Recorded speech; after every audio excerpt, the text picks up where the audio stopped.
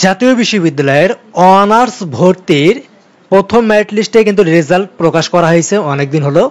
So তোমরা যারা এখন ভর্তি হবে তোমাদের কিন্তু বেশ কয়েকটা ভুল রয়েছে, যে ভুলগুলোর কারণে তোমাদের কিন্তু চান্স পেয়েও কিন্তু তুমি কিন্তু ভর্তি হতে পারবে না, বা ভর্তি হলেও কিন্তু তুমি কিন্তু মানে তোমার ভর্তিটা বাতিল হবে আর কি। ঠিক আছে, তো কি কি বিষয়গুলো আসলে তোমাদের ভুল রয়েছে সেই বিষয়গুলো নিয়ে একটু ডিটেলস আলোচনা করবো, তাই ভিডিওটি শেষ পর্যন্ত দেখবে। আর পরবর্তীতে আমাদের এই চ্যানেল থেকে তোমরা অনার্স ডিগ্রি ভর্তির আপডেট পাবে। অনার্স ভর্তির পর অনার্স প্রথম দ্বিতীয় তৃতীয় বর্ষের ইনকোর্স এক্সাম ফাইনাল এক্সামের সাজেশন ফ্রিতে পাবে, ফর্ম ফিল আপের আপডেটগুলো পাবে, তাই অবশ্যই চ্যানেলটিকে সাবস্ক্রাইব করে রাখবে। আর তোমাদের কোনো কিছু বুঝতে অসুবিধা হলে তোমরা স্ক্রিনে দেখতে পারো হোয়াটসঅ্যাপ নম্বর দেওয়া আছে, আমাদের হোয়াটসঅ্যাপ নম্বরে যোগাযোগ করবা, আমরা তোমাদের সাহায্য করব। তো চলো শুরু করি আজকের ভিডিওটি। দেখো তোমরা যারা চান্স পেয়েছো এই প্রথম মেরিট লিস্ট বা প্রথম মেধা তালিকায়, ঠিক আছে, সো তোমরা চান্স পাওয়ার পরে কিন্তু তোমাদের পরবর্তী করণীয় হলো তোমাদের ভর্তি হওয়া। সো তোমাদের এই ভর্তির ক্ষেত্রেই কিন্তু তোমাদের কিন্তু বেশ কয়েকটা ভুল তোমরা কিন্তু স্টুডেন্ট করে থাকো, যার কারণে দেখা যায় যে তোমাদের চান্স পেয়েও কিন্তু তুমি কিন্তু ভর্তি হতে পারো না। সো তোমরা যারা চান্স পেয়েছো এবং ভর্তি হবে, তোমাদের প্রথম ভুলটি হলো এই যে তোমাদের যে একটা টাইম লাইন দেওয়া আছে প্রথম মেধা তালিকায় ভর্তি কার্যক্রমের যে টাইম লাইনটা অর্থাৎ সময়সূচি, ঠিক আছে, সো এইখানে তোমাদের ভুলগুলো হয়।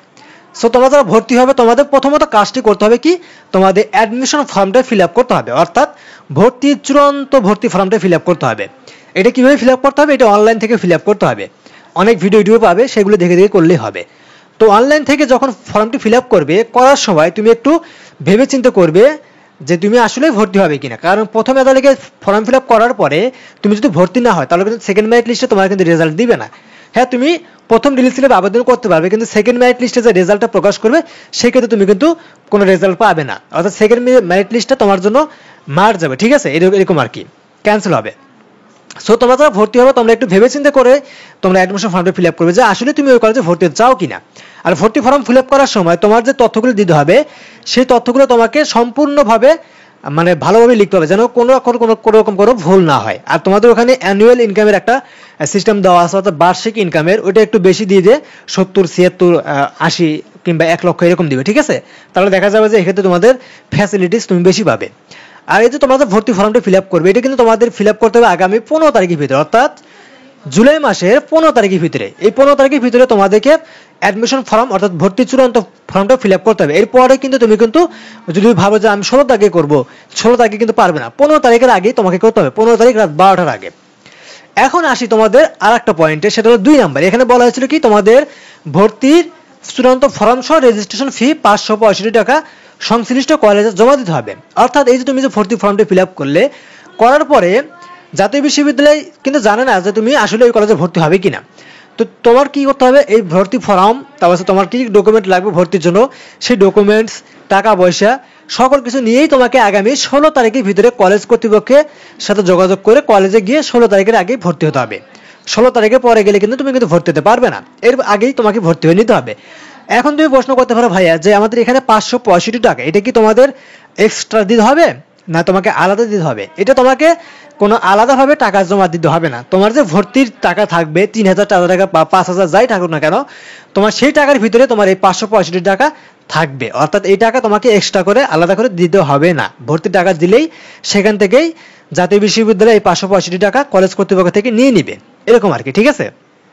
এখন আর একটা মোস্ট ইম্পর্টেন্ট একটা তোমাদের টপিক, একটা পয়েন্ট, এখানে তোমাদের কিন্তু বেশ মানে স্টুডেন্ট কিন্তু ভুল করো তোমাদের ভিতর থেকে। সেটা হলো যে তোমাদের এই যে তোমরা যে ভর্তি ফর্ম ফিল আপ করলে, কলেজে টাকা জমা দিলে, এত কার্যক্রমগুলো করলে, করার পরে যদি কলেজ কর্তৃপক্ষ তোমার ভর্তিটি অনলাইনে নিশ্চয়ন না করে অর্থাৎ রিসিভড না করে, সেক্ষেত্রে কিন্তু তুমি কিন্তু বাতিল বলে গণ্য হবে, অর্থাৎ তুমি কিন্তু ভর্তি হতে পারবে না। তোমার কিন্তু ভর্তি কি জাতীয় বিশ্ববিদ্যালয় কিন্তু বাতিল করে দিবে। কারণটা কি, তুমি অ্যাডমিশন ফর্ম ফিল আপ করেছো, কলেজে জমা দিয়েছো, টাকাও জমা দিয়েছো, ভর্তি কমপ্লিট করেছো, কিন্তু এটা কিন্তু জাতীয় বিশ্ববিদ্যালয় কিন্তু জানে না, কারণ বাংলাদেশে অনেক কলেজ রয়েছে, অনেক স্টুডেন্ট। এখন কি জাতীয় বিশ্ববিদ্যালয় কি বাড়ি বাড়ি গিয়ে খোঁজ নিয়ে দেখবে যে কি কি ভর্তি হয়েছে? এরকম কিন্তু করবে না।